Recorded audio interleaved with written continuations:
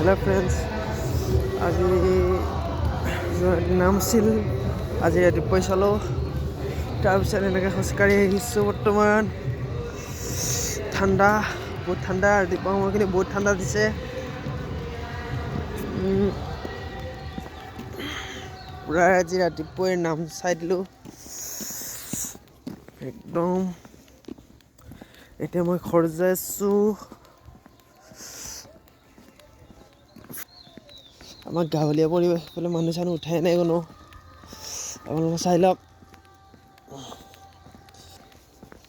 এতিয়া মই যাই আছোঁ। এয়া এতিয়া লাহে লাহে উঠি আহিছে।